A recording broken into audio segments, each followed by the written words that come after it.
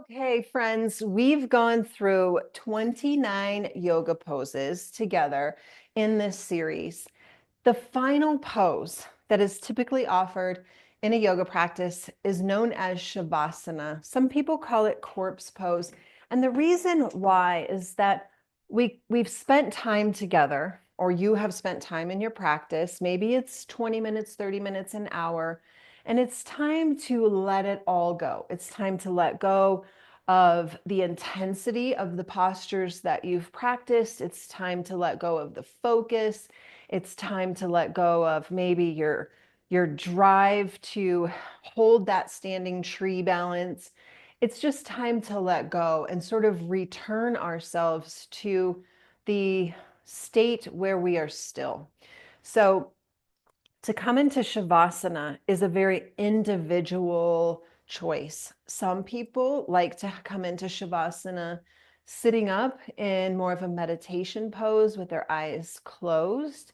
That's fine. Some people like to lay on their backs. That's fine. Some people curl onto the side of their body as if they're waking from a beautiful sleep, and that's fine. The point of Shavasana is to completely let go. Let go of the practice, let go of the intention, let go of the focus, and simply surrender in to nothing. And that's what's so beautiful about Shavasana is it's where we integrate the work of the practice. We integrate going way back to the beginning of the practice where we set an intention and we start to recognize breath. And then we start to move our body into shapes linked with our breath. We start to have an awareness of breath and body.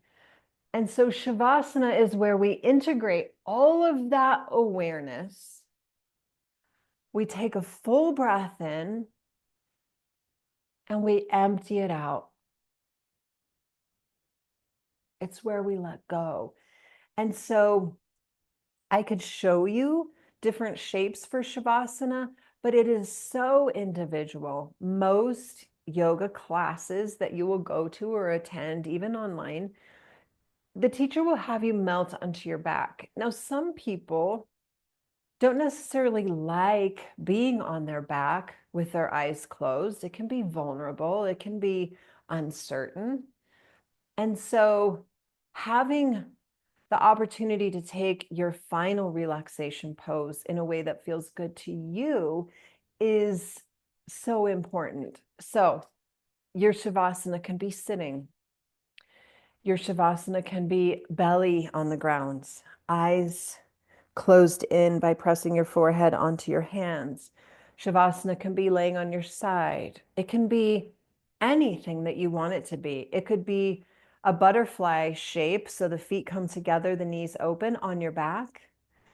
There's so many variations. You could have pillows underneath your knees. You could have a pillow underneath your head. You can make your final relaxation pose anything you want it to be to integrate your practice, to be grateful for the practice, grateful for your body, grateful for your breath, and then let it go. Just let it go. The same applies for a chair. If you are practicing yoga in a chair exclusively and you come to the final relaxation, you are simply getting cozy in your chair, whatever that looks like for you. If it's scooching forward and slouching a little bit, if it's folding over your body, torso over your thighs, and coming into sort of a forward fold, child's pose kind of variation and hunkering into yourself, that can be your Shavasana. If it's sitting completely upright with an open heart and an open spine with eyes closed, that's your Shavasana.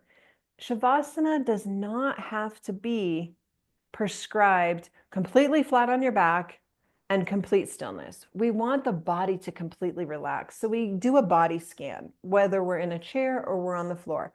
We scan the body really quick. Am I holding tension in my shoulder blades? Soften them. Am I clenching my fist? Open the hands. Am I scrunching my jaw? Create some space between the rows of teeth. Am I Frowning, soften the line between the forehead. We just do a quick scan and then we say, okay, I'm going to let go.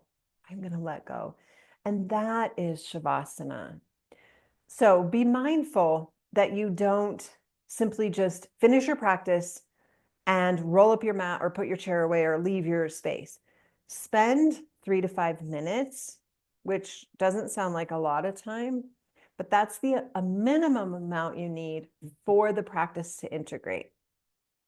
So allowing yourself 3 to 5 minutes after your physical practice to integrate. Think of Shavasana as integrate, to integrate and let go and be still.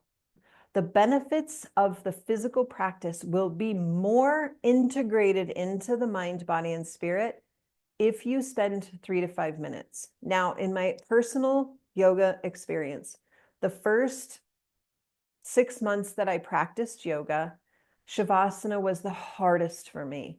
I wanted to avoid it. I often left early when I was attending classes because I didn't want to be alone with myself. I didn't want that stillness. And over time, I learned that that stillness is absolutely necessary for wholeness. So if you find that Shavasana is hard for you, it's okay.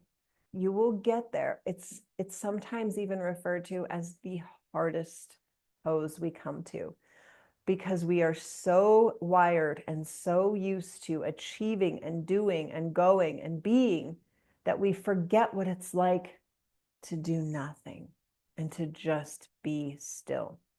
So give yourself permission. It's okay to do nothing for 3 to 5 minutes, and know that as you increase that stillness in your practice, you will have better benefit of all the work that you've done. So that is Shavasana.